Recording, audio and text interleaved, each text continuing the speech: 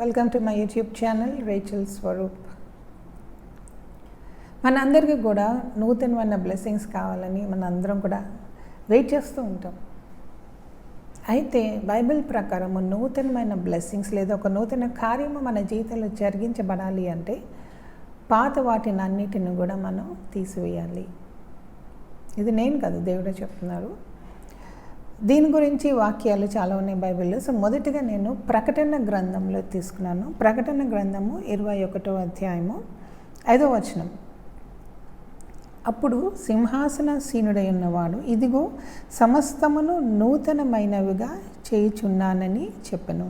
మరియు ఈ మాటలు నమ్మకమును నిజమునై ఉన్నవి గనుక వ్రాయుమని ఆయన నాతో చెప్పుచున్నాడు.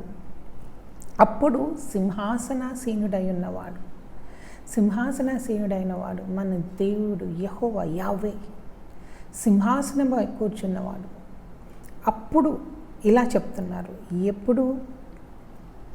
పైన వచనాల్లో లాస్ట్ లైన్ చూస్తే, మొదటి సంగతులు గతించిపోయేనని సింహాసనంలో నుండి వచ్చిన గొప్ప స్వరము చెప్పుట వింటిని. అది మొదటి సంగతులు గతించిపోయాయి అని చెప్పి ఆ తర్వాత అప్పుడు ఇదిగో సమస్తమును నూతనమైనవిగా చేయుచున్నానని మన దేవుడు చెప్తున్నాడు.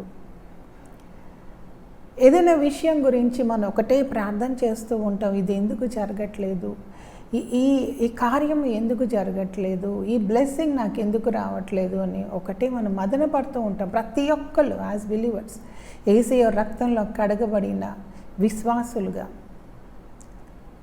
ఎన్నో విషయాల గురించి మనం ప్రార్థన చేస్తూ ఉంటాం. కానీ అది జరగట్లేదు అనేసరికి ఎందుకు జరగట్లేదు అని ఎంతో ఆరాటపడుతూ ఉంటాము, కన్నీరు కారుస్తూ ఉంటాము. అయితే మన జీవితంలో ఒక నూతన కార్యం చేయబడాలి అంటే దేవుడు స్వయంగా చెప్తున్నాడు, మొదటి సంగతులు గతించిపోవాలి. ఇది మనందరికీ తెలిసిన ఫేమస్ వర్డ్స్. యెషయా గ్రంథము 43వ అధ్యాయము 18వ వచనము. మునుపటి వాటిని జ్ఞాపకము చేసుకొనకుడి, పూర్వకాలపు సంగతులను తలంచుకొనకుడి, ఇదిగో నేను ఒక నూతన క్రియ చేయుచున్నాను. 2 కొరింథీ 15వ అధ్యాయము 7వ వచనంలో పౌలు గారు కూడా చెప్తూ ఉంటారు, కాగా ఎవడైనను క్రీస్తు యేసునందున్న ఎడల వాడు నూతన సృష్టి, పాతవి గతించెను, ఇదిగో క్రొత్త వాయెను.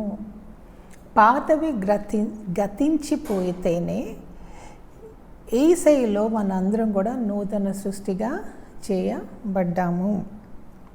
సో ఇక్కడ ఎన్ని విషయాలు ఉన్నాయి. మొదటి సంగతులు గతించిపోవాలి, మునిపటి వాటిని జ్ఞాపకం చేసుకొనకూడదు, పూర్వకాలపు సంగతులను తలంచుకొనకూడదు, పాతవి గతించెను.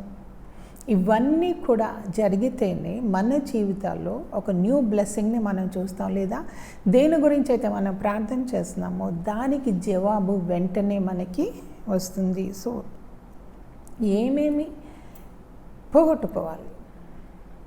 మన మైండ్ సెట్స్, పాత మైండ్ సెట్, విసుగు, కోపము, ద్వేషము, స్వార్థము, అసూయ, ఈ మైండ్ సెట్ అంతా కూడా మనం తీసివేయాలి.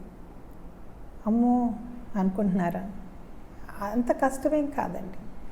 నిజంగా యేసయ్య రక్తంలో కడగబడిన బిడ్డలు అయితే, నేను బైబిల్ ప్రకారము జీవించాలి అనుకునే వాళ్ళు దేవుడు ఏదైతే చెప్పారో తప్పకుండా దాని ప్రకారం చేయాలని ఆశపడుతున్నారో వాళ్ళకి దేవుని సహాయం ఉంటుంది, పరిశుద్ధాత్మ దేవుని సహాయం ఉంటుంది. తప్పకుండా ఇవన్నీ కూడా ఆ మైండ్ సెట్లో నుంచి మనం బయటికి వచ్చేస్తాము. దేవుడు తన ప్రజలను ఉద్దేశిస్తూ, నేను పరిశుద్ధుని గనుక మీరు కూడా పరిశుద్ధులయుండుడి అని చెప్పారు. సో ఇక్కడ పరిశుద్ధత అనగానే చాలామంది ఓన్లీ శరీర పరిశుద్ధత అనుకుంటారు. ఓకే, నేను శరీరంతో పాపం చేయట్లేదు కదా, so I'm holy. No no no. Yesayya బోధలన్నీ కూడా మనం చూస్తే ఆయన చెప్పిన వాటిల్లో శరీర పరిశుద్ధతతో పాటు హృదయ శుద్ధి అంతకన్నా ఎక్కువ ఇంపార్టెన్స్ ఇవ్వాలని దేవుడు మనకి చెప్పారు. మన తలంపులు పరిశుద్ధంగా ఉండాలి, మన చూపులు పరిశుద్ధంగా ఉండాలి, మన మాటలు అంతకన్నా ఎక్కువగా పరిశుద్ధంగా ఉండాలి. ఆన్ ది హోల్ పరిశుద్ధత అంటే మన ఒక మనిషిలో ఏమేమి క్వాలిటీస్ ఉన్నాయో వాటన్నిటి విషయాల్లో కూడా మనం పరిశుద్ధంగా ఉండాలి. సో మనం పాతవన్నీ తీసివేయాలి, పాత మైండ్ సెట్ తీసివేయాలి, పాత థాట్ ప్యాటర్న్ కూడా తీసివేయాలి. ఎలాంటి ఆలోచనలు కలిగి ఉన్నాం అది చాలా ఇంపార్టెంట్. కొంతమంది తమకు తామే ఒక పెద్ద పెడెస్టల్ మీద పెట్టేసుకుంటూ ఉంటారు. వాళ్ళకి ఎవరు ఇంపార్టెన్స్ ఇవ్వకపోయినా వాళ్ళే చాలా ఇంపార్టెన్స్ ఇచ్చేసుకొని వాళ్ళలాంటి వాళ్ళు ఎదుటి వాళ్ళు ఎవరు లేరు అనుకుంటూ ఉంటారని ఎదుటి వాళ్ళని ఎప్పుడు కించపరుస్తూ ఉంటారు, ఎదుటి వాళ్ళని ఎప్పుడు కూడా ఇన్సల్ట్ చేస్తూ ఉంటారు. వాళ్ళ థాట్ ప్యాటర్న్ అలాంటిది. అది పోవాలి, ఆ పాత మైండ్ సెట్ పోవాలి. ఊరికి ఎదుటి వాళ్ళని ఇన్సల్ట్ చేస్తూ బాధపరిచే మాటలు అంటూ ఉంటే అది దేవునికి అసలు ఇష్టం కానే కాదని. That is pride. అహంకారం గురించి కీర్తనల గ్రంథంలో నాకెంతో ఇష్టమైన ఒక వాక్యం ఉంటుంది. కీర్తనల గ్రంథము 138 అధ్యాయము 6వ వచనము. యెహోవా మహోన్నతుడైనను ఆయన దీనులను లక్ష్యపెట్టును, ఆయన దూరము నుండి గర్విష్ఠులను బాగుగా ఎరుగును. మన దేవుడు మహోన్నతుడైనను, ఈజ్ మైటీ పవర్ఫుల్ ఎల్ షద్దై అయినను ఆయన దీనులను లక్ష్యపెట్టును అని చెప్పి ఆయన దూరము నుండి గర్విష్ఠులను బాగుగా ఎరుగును. గర్వంతో ఉన్న వాళ్ళు దూరంగా ఉండగానే అమ్మో వీళ్ళు గర్విష్ఠులని దేవుడు గ్రహించి వాళ్ళని దగ్గరికి అసలు రానిరంట. సో ఆ మైండ్ సెట్ పోవాలి. నేను గ్రేట్, నాకు అన్నీ తెలుసు, నేను అన్నీ అచీవ్ చేశాను, ఐఎమ్ వెరీ సక్సెస్ఫుల్. ఎదుటి వాళ్ళు ఏం అచీవ్ చేయలేదు, వాళ్ళకి ఏం తెలీదు, లేకపోతే వాళ్ళు ఏదైనా చేస్తున్నా అన్నిటినీ క్రిటిసైజ్ చేసే మైండ్ సెట్, ఆ థాట్ ప్యాటర్న్ అనేది మారిపోవాలి. తర్వాత రాంగ్ మోటివ్స్. ఎదుటి వాళ్ళు కొంతమంది ఉంటారండి, మనం ఏ మాట అన్నా దాన్ని వాళ్ళు రాంగ్గా తీసేసుకుంటారు. నార్మల్గా మనం ఏదైనా మాట అన్నా కూడా వీళ్ళు ఈ మాట ఎందుకన్నారు అని వాళ్ళు ఏదో ఊహించేసుకొని ఏదో అనేసుకొని మనకేదో ఎక్స్ప్లెనేషన్ ఇస్తూ ఉంటారు, మనకేదో ఎక్స్క్యూజెస్ ఇస్తూ ఉంటారు. ఇదంతా నాన్సెన్స్. ఇదంతా అసలు దేవునికి ఇష్టమైంది కానీ కాదు. ఈ పాత మైండ్ సెట్, ఈ పాత థింకింగ్ కూడా పోవాలి. తర్వాత అన్బిలీఫ్, అవిశ్వాసం అనేది పోవాలి. అవిశ్వాసం అంటే మనం దేవుణ్ణి నమ్మట్లేదు, దేవుడు చెప్పిన మాటని మనం నమ్మట్లేదు. ఆ పాత అవిశ్వాసపు థింకింగ్ కూడా మనలో నుంచి పోవాలి. మనం నూతన సృష్టిగా చేయబడ్డాము అంటే యేసయ్య పైన, ఆ దేవుని పైన అపారమైన విశ్వాసం మనకు ఉండాలి. ఆవగింజ లాంటి విశ్వాసం ఉన్నా చాలని దేవుడు అన్నాడు. ఆ కొంచెం విశ్వాసం ఉన్నా చాలు, మీరు గొప్ప కార్యాలు చేస్తారని దేవుడు చెప్పారు కదా. ఆ విశ్వాసం అనేది మనలో ఉండాలి. అన్బిలీఫ్ ఏదైనా ఉంటే అది మనం తీసివేయాలి. అప్పుడే మనం నూతన కార్యాలు మన జీవితంలో చూస్తాము. అలాగే యేసయ్య ఇంకొకటి చెప్పింది, పరిసయ్యుల యొక్క పులిసిన పిండి మీలో ఉందేమో చూసుకొని జాగ్రత్త పడుడి అని యేసయ్య చెప్పారు. సో పరిసయ్యుల యొక్క పులిసిన పిండి ఏంటి అంటే స్పిరిచువల్ ప్రైడ్, సెల్ఫ్ రైచియస్నెస్. నేనే భక్తిపరుణ్ణి, నేనే భక్తిపరుణాలని, నాకే ప్రార్థన చేయటం వచ్చు, నేనున్నంత నీతిగా ఎవరు లేరు. పరిసయ్యుల నీతి అది అంటారు. ఐమ్ టెల్లింగ్ యూ, ఇవన్నీ కూడా చాలా పెద్ద బ్లాక్ మన ప్రార్థనలకి, మన జవాబులకి, మన జీవితాల్లో ముందుకు వెళ్ళడానికి చాలా పెద్ద హిండ్రెన్సెస్ ఇవన్నీ కూడా. ఎప్పుడైతే ఇవన్నీ మన జీవితంలో తీసివేస్తామో అప్పుడే మనం ఒక నూతన కార్యాన్ని మన జీవితంలో చూస్తాము. అల్టిమేట్గా ఒక విశ్వాసి పాత జీవితాన్ని, పాత ఆలోచన విధానాన్ని, అప్పుడు చేసిన కార్యాలు అన్నీ కూడా మరిచిపోవాలి. ఒక నూతనమైన మైండ్ సెట్ ఎట్లాంటిదంటే యేసయ్యను పోలికిన మైండ్ సెట్తో మనం ముందుకు వెళ్ళాలి.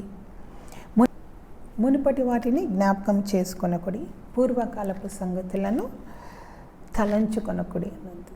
కానీ మనం ఎప్పుడు చేసేది అదే. ఒక భార్య భర్త ఎప్పుడో 10 సంవత్సరాల క్రితం అన్న మాటలు, లేదా చేసిన పని, లేదా 20 సంవత్సరాల క్రితం, 30 సంవత్సరాల క్రితం అనుకున్న మాటలు, పనులు అన్నీ మైండ్లో పెట్టేసుకొని భర్తని ఊరికి హింసిస్తూ ఉంటుంది. లేదా పిల్లలు పెద్దవాళ్ళు అయిన తర్వాత చిన్నప్పుడు ఎప్పుడో జరిగిన విషయాలు, తల్లిదండ్రులని నేను అప్పుడు అది కొనమంటే మీరు కొనలేదు, అప్పుడు మీరు నన్ను ఇట్లా అన్నారు, అప్పుడు నువ్వు నన్ను కొట్టావు, ఈ మాటలన్నీ పెట్టేసుకుని ఆ జీవితం అంతా కూడా ఆ బిటర్నెస్తోనే బ్రతుకుతూ ఉంటారు. దేవుడు ఒక ఫ్యామిలీ యూనిట్ని చాలా ప్రెషియస్గా చూస్తూ ఉంటారండి. కుటుంబం అంతా కూడా దీవించబడాలి అంటే భార్యాభర్తల మధ్య ఆ నూతన సృష్టిగా చేయబడిన మనస్తత్వం ఉండాలి. పాత వాటిని అన్నిటినీ తీసివేయాలి. ఊరికూరికి వాటిని జ్ఞాపకం చేసుకుంటూ ఉండకూడదు. అలాగే పిల్లలు కూడా అంటే తల్లిదండ్రులు ఏది చేశారో దాన్ని ఊరికి జ్ఞాపకం చేసుకోకూడదు. అలాగే తల్లిదండ్రులు పిల్లల్ని కూడా నువ్వు అలా చేసు ఇలా చేసు అని ఏది కూడా మనం జ్ఞాపకం ఉంచుకోకూడదు. ఎప్పటికప్పుడు పాత వాటిని మనం అలా వదిలేసి నెక్స్ట్ మినిట్ ఇదొక నూతన లైఫ్ అనుకుంటూ మనం నడుస్తూ ఉండాలి. మన దేవుడు మన గురించి అనుదినము నూతన వాత్సల్యము మన ఎడల ఆయనకి పుడుతుందని వాక్యం చెప్తుంది. అంటే ఎవ్రీడే మార్నింగ్ మన గురించి ఒక న్యూ మర్సీతో దేవుడు మన వైపు చూస్తూ ఉంటారు. అంటే అంతకుముందు రోజు జరిగినవన్నీ కూడా ఆయన మర్చిపోతారు. మనం చేసినవన్నీ కూడా ఆయన మర్చిపోతారు. దేవుడు మన మీద నూతన వాత్సల్యం చూపిస్తున్నప్పుడు మనము ఒకరి మీద ఎందుకు పాత వాటిని జ్ఞాపకం ఉంచుకుంటూ దేవుడు మనకి ఇచ్చే బ్లెస్సింగ్స్ని పోగొట్టుకోవాలి చెప్పండి. సో ఇదిగో నేను సమస్తమును నూతనంగా చేస్తున్నాను అని దేవుడు మనకి చెప్తే పాత వాటిని అన్నిటిని కూడా విసర్జించేసి పాత ఆలోచించే విధానం, మనం మాట్లాడే విధానం, మన ప్రవర్తన అన్నీ కూడా తీసివేసి దేవుని వైపు చూస్తే తప్పకుండా ఒక నూతన క్రియని దేవుడు మనందరి జీవితాల్లో జరిగిస్తారు. దేని గురించి అయితే మీరు ప్రార్థన చేస్తున్నారో తప్పకుండా అది జరిగి తీరుతుంది. ఇదే ప్రకటన గ్రంథము 21వ అధ్యాయము 6వ వచనంలో దేవుడు అంటారు, మరియు ఆయన నాతో ఇట్లా నేను సమాప్తమైనవి నేనే అల్ఫయు ఒమేగయు అనగా ఆదియు అంతమునై ఉన్నవాడను. ఇదిగో నేను సమస్తమును నూతనంగా చేసినాను అన్న తర్వాత సమాప్తమైనవి, ఇట్ ఈస్ డన్ అని ఇంగ్లీష్లో ఉంటుంది. అంటే అన్నీ క్రొత్తగా చేయబడిన తర్వాత మీరు దేని గురించి అయితే ప్రార్థన చేస్తున్నారో దానికి జవాబు అనేది నేను ఇచ్చేసాను. ఇట్ ఈస్ డన్ అని. ఎందుకంటే నేను ఆల్ఫా నేనే, ఒమేగా నేనే, బిగినింగ్ నేనే, ఎండ్ నేనే.